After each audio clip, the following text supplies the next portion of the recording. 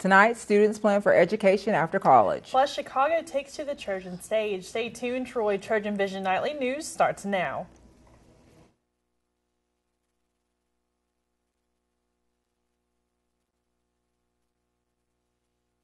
From the high-definition digital production center on the Troy campus, with news from Troy University locations around the world, this is Troy Trojan Vision Nightly News.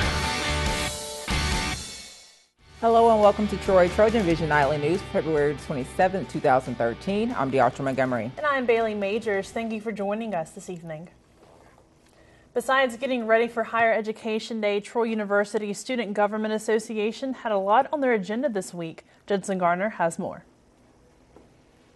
I wanted to tell y'all some good news. We are allowed to have 3 devices of any sort right now. Just last week, Troy University students were only able to log on to the Troy University network with one personal laptop and a mobile device. But after a meeting with the university's IT department, SGA announced that students now have more options. A student can now connect with up to 3 devices of any kind to the university's network at a time. So how is this beneficial? Just because there's so much out there available to students to use on technology.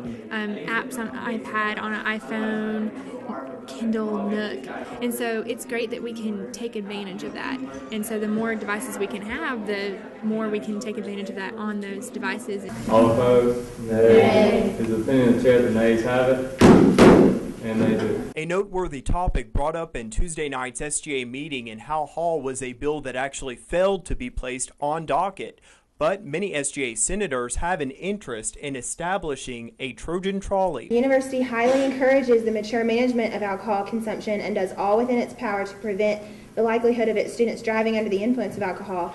Therefore, be it resolved, Troy University provide for its students a Trojan trolley.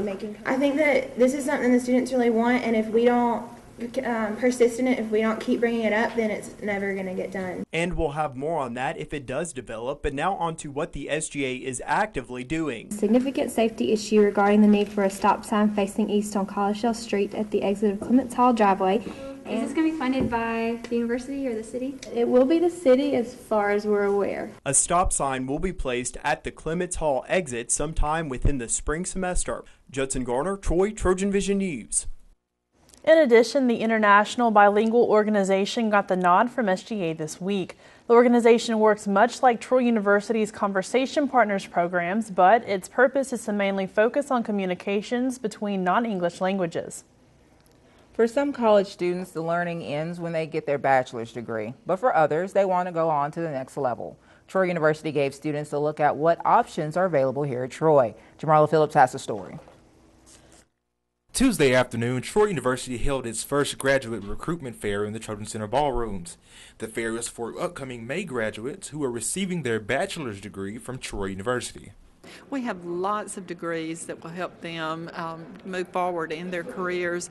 A lot of times teachers don't have the opportunity to get a raise except with those master's degrees. There have been a few students that have come by. Yeah, we're very happy to have an opportunity to hear what people are interested in and to see whether or not we can help them with their educational needs. Some students say they were appreciative of the recruitment fair and found it very helpful. I needed some questions answered. This catalog was pretty informative, but I still needed more information in detail. Due to the fact that I am a high school basketball coach, I thought this program, Sports and Fitness Management, would be beneficial to my success as far as coaching. Campbell says she will be more than happy to assist students who wish to gain more information about the graduate program. If students want to come by my office and talk with me, I'll be glad. I have an open door policy to talk with them anytime.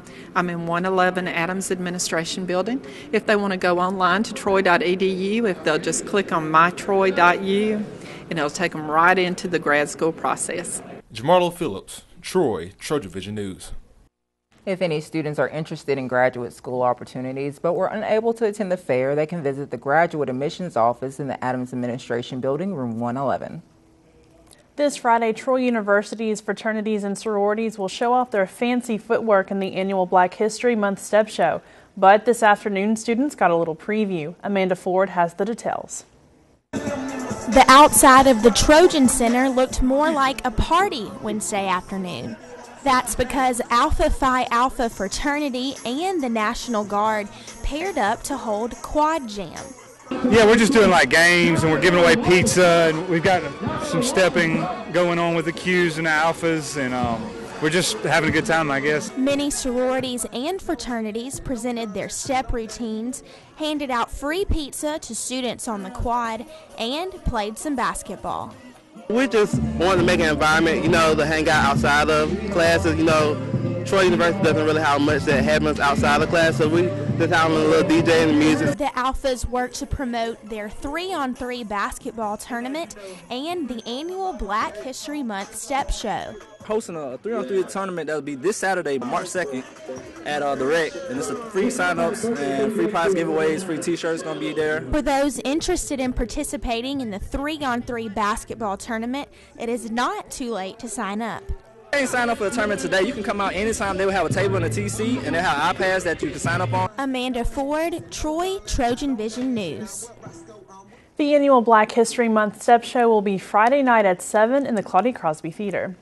Well, Diatra, an Academy and a Tony-winning award musical is coming to Troy University. That's right, Bailey. Chicago is making its debut tonight, courtesy of Troy's theater department. Christina Cook gives us a preview. Lights, camera, action. Well, Chicago.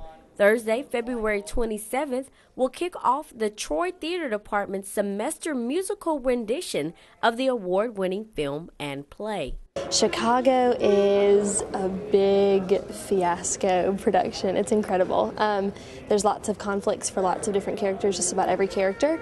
It's about women who kind of just killed their husbands and are famous for it. And in comparison to the Academy Award-winning film, how will this production of Chicago make its mark? It's different in the fact that there's more numbers in the show, and it's even though the movie's very, very theatrical, the fact that you're here live makes a big, big difference. The whole idea of this show is that you're kind of in a nightclub, and so you get all this lighting and effects and things that while that's in the movie, it's on film. So being able to experience it personally with people right in front of you is really exciting. And as some of the actors explained, preparing for such an event takes a lot of time and dedication. We had our first musical rehearsal in December, actually, and then we started blocking also last semester right before Christmas break, and then we came back and kind of put it all together. After we got back from Christmas break, it was crunch time, and we've been meeting every night all week, 6 to 10, just going crazy, yeah. There's definitely a lot of pressure because my character was played by Catherine Zeta-Jones, who is this really fierce, really great. So it's a lot of pressure, actually, but I think that we're all handling it really well. Christina Cook, Troy, Trojan Vision News. Chicago opens tonight and runs through Saturday in the Trojan Center Theater. And now taking a look at news from around the state, in Montgomery, the long-term unemployed will be among the first to feel automatic federal budget cuts scheduled to take effect on Friday. A spokeswoman for the Alabama Department of Labor says federal officials have advised the department to prepare for a cut of 9% to 10% in unemployment benefits. In Birmingham, authorities say a police officer has been taken to the hospital after a gun accidentally discharged, wounding him in the leg. Birmingham police say the officer was shot around 7 o'clock this morning. And also in Montgomery, the Alabama legislature is getting closer to selling $50 million in bonds to buy equipment for technical programs in public schools. Today, the Senate Finance and Taxation Education Committee approved bond issue legislation that passed to the House earlier. The bill now goes to the Senate. Still to come on Trojan Vision Nightly News, the baseball team was in action last night and is hitting the field again right now. Danielle Percival will be in with all your Trojan sports coming up. But first, the Supreme Court reviews a law that Southerners are challenging. We'll have the details on that story and more after the break. The Supreme Court hears a challenge to the landmark civil rights law that protects voters' rights. I want to be a nurse practitioner, doctor, nurse. I want to work in the NFL. And as soon as I started athletic training, I fell in love with it. Troy University's College of Health and Human Services prepares students for high-demand careers of today and tomorrow. Careers offering attractive pay and the opportunity to make a difference in the lives of others. My courses aren't just classwork. I've worked with the Department of Human Resources to put my skills to work with helping people. With bachelor's and advanced degrees in athletic training, sport and fitness management, nursing, human services, rehabilitation and social work, health education, and physical education, all of Troy's College of Health and Human Services programs are nationally accredited, and our helpful faculty is dedicated to quality and student success. As long as you're willing to do the work, they're willing to sacrifice their time and effort to make sure that you get to your goal. We change the world. Come join us. Contact Troy University, where we educate the mind to think, the heart to feel, and the body to act. From the high-definition digital production studios of Troy University, you're watching the award-winning Trojan Vision Nightly News. And now for a look at what's happening across the nation and around the world, we'll go to Deatra Montgomery at the Global News Desk. Deatra. Thanks, Bailey. The Supreme Court is considering a case that challenges part of a landmark law. Some southern states are pushing to overturn a section of the 1965 Voting Rights Act. But the Obama administration and civil rights activists say the provision meant to fight discrimination is still needed. Danielle Nottingham reports from the court. People traveled from around the country to rally at the Supreme Court. Politicians and civil rights leaders joined the demonstration as the justices listened to arguments challenging the Voting Rights Act. Congress passed the 1965 law to protect voters, especially in the racially divided South. The case before the court questioned Section 5 of the Act. It requires 9 states and parts of 7 others to get the federal government's approval before changing voting procedures. Lawyers from Shelby County, Alabama, argue the South has changed in the last 50 years and the provision is no longer needed. We have minority participation at record levels. We have minority candidates elected by 90% white populations. Liberal members of the court questioned the South's progress. Justice Sonia Sotomayor noted lawsuits are still being filed in Shelby County. The Obama administration argued for the law to remain the same, but several justices cast doubts about keeping a provision that only targets certain states. Chief Justice John Roberts asked the government's attorney if the Obama administration thinks Southerners, quote, are more racist than citizens in the North. But civil rights leaders believe the provision is still needed. They point to recent state laws limiting early voting or requiring voters to get government-issued photo IDs. If Section 5 is removed, I'm almost 99.9% sure that the Old South will rise again. The court is expected to issue a ruling this summer. Danielle Nottingham, CBS News, the Supreme Court. More than half of all pregnant women deal with morning sickness. For some, it gets so bad medication is necessary. Now there's a new research on a popular drug used to treat the condition. Marley Hall reports. Deborah Steffens knows how hard dealing with morning sickness can be. I was extremely sick, nauseous, throwing up, constantly. I could barely keep food down. It was so bad during her last pregnancy, doctors gave her the medication ondansetron, also called Zofran, to relieve her nausea and vomiting. It was great. It really helped me cope. Now, new research in the New England Journal of Medicine is reassuring many women who need to take it. A study of more than 600,000 women in Denmark finds no link between taking the drug during pregnancy and an increased risk of stillbirth, preterm birth, birth defects, or having a small baby. The drug is usually prescribed to help ease nausea and vomiting for cancer patients, but doctors also recommend it for pregnant women when necessary. There is a role for it. I don't think it should always be the first line of therapy. It should be the last. Dr. Al Khan advises his patients first try to change their diet, supplement with vitamin B6, and even try antihistamines. Deborah says ondansetron was a lifesaver for her. I think that it's a good option to have. She hopes the latest findings will ease the minds of moms who have run out of options. Marley Hall for CBS News, Hackensack, New Jersey. And that wraps things up from the Global News Desk. To see more stories from across the country and around the world, you can tune in to Trojan Vision Global News right after the nightly news. Now back to you, Bailey. Thank you, Deatra. Now Danielle Percival joins us for a look at sports. So Danielle, the baseball team is off to a good start. They have a couple of wins under their belts, and they're in action right now. Well, that's right, Bailey. They're on the field right now, but they were also in action last night, so first things first. All right. The baseball team hit the road again Tuesday night, and a couple late errors in the bottom of the ninth cost the Trojans in this one. The Hornets won 4-3, that is Alabama State, after back-to-back errors by Troy on sacrifice bunt attempts. 2 wild throws allowed runners to advance, including the game-winning run. The Trojans got out to a 2-0 lead early in the game, but Alabama State took the lead on a controversial hit-by-pitch in the 6th. However, the Trojans would come from behind to tie it in the 8th inning. Tyler Vaughn was the lone Trojan to have multiple hits in the game, going 2 for 3, and Logan Pierce extended his hit streak to 11 games dating back to last season. The Trojans will be right back in action tonight, though, as we mentioned, this time at Riddle Pace Field, and head coach Bobby Pierce says they could be in for another tough test.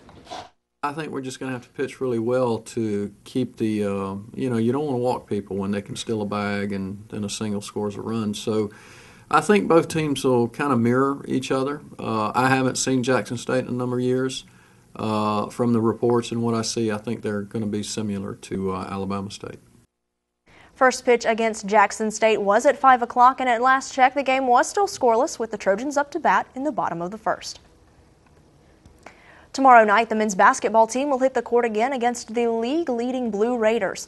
Middle Tennessee handed it to the Trojans the first time around, and they are currently on a 15-game winning streak.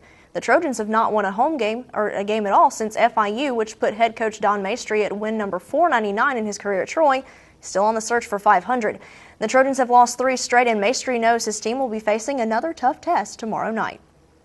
You're talking about a team talent-wise.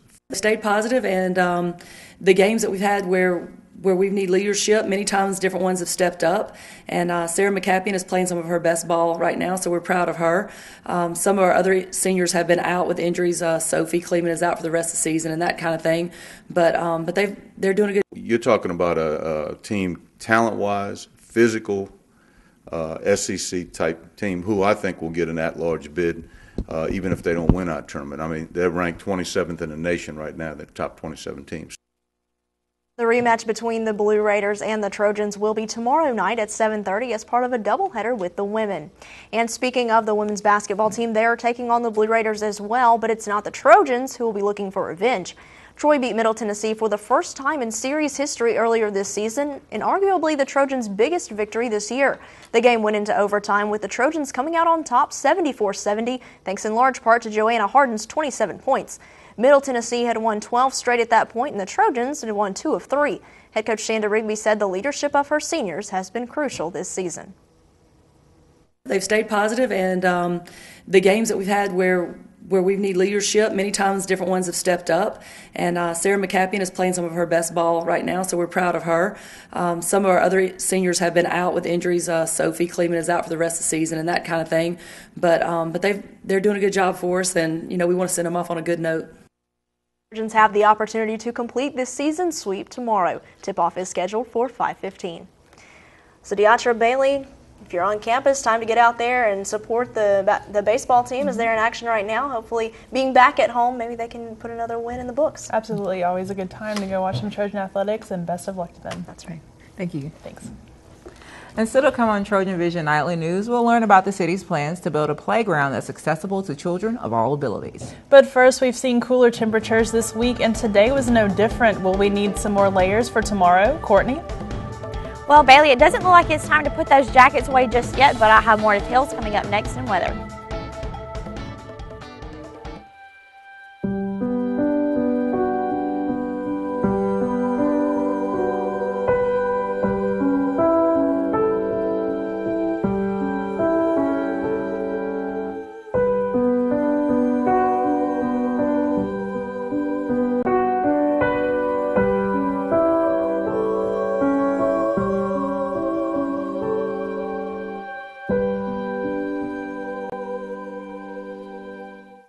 For me, professionally, I wanted a degree that actually means something. And Troy had a great reputation academically. There's a number of, folks in Congress that have degrees from Troy. I think that tells you an awful lot. On campus or online, Troy offers you an extraordinary education that's respected around the world.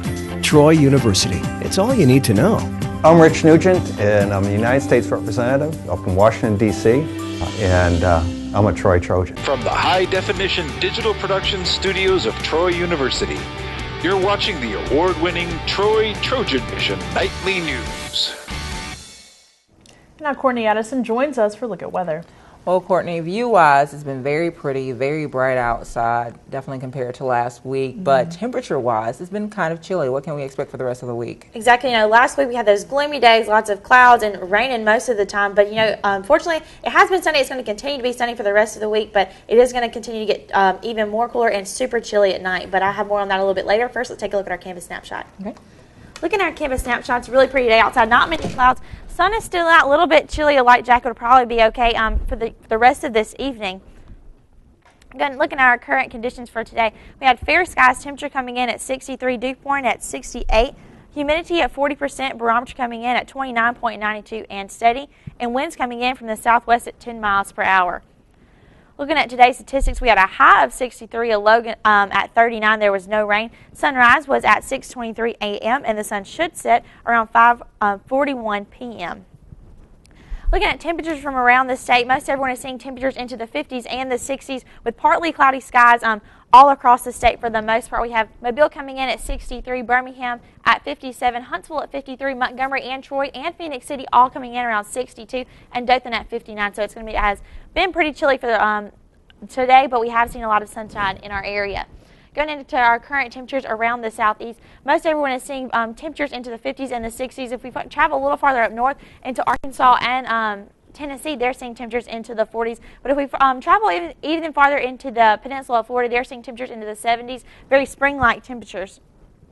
And temperatures into the all across the United States, we're seeing temperatures as warm as most everyone else, as warmer than everyone else is seeing it. Most part, everyone is seeing temperatures into the 30s and the 20s, even in some parts of the country. Looking at our current surface map, lots of high-pressure systems developing out west, not having a whole lot of effect on our area right now. There is one low front which has pushed its way through parts of Texas and on its way into Mexico right now. But if we look closer into our area, we see this high-pressure system developing out into the Gulf of Mexico as well as the bottom part of a stationary front. But we also get a better look at the cold front, which pushed all of the rain into our area last weekend and was bringing those really cool temperatures into our area, which we're experiencing now. Looking at our precipitation forecast for the next 2 days, should remain clear in our area for the most part. If you plan on traveling up north into Tennessee for the weekend, you could run into some rain there as well as in the bottom part of Florida. But for the most part, our area, we shouldn't be expecting any rain. Going into Thursday, should remain clear as well. But if you're planning on traveling up north, they are expecting some icy and snow conditions. Same for Friday, should remain clear in our area. And also the same for Saturday, except for the northern part of Alabama and Tennessee could be expecting some icy conditions as well. So be careful if you're going to be planning on traveling for the weekend. And Sunday, most of the rain and icy conditions are out of our area. Going into tonight's forecast, we have partly cloudy skies with light and variable winds coming in from the west at 5 to 10 miles per hour with gusts anywhere from 20 to 25 miles per hour with a low of 39. It's going to be a very cool night outside. If you're planning on going outside, make sure that you have a jacket on hand and as well as a few blankets. It's going to be very chilly.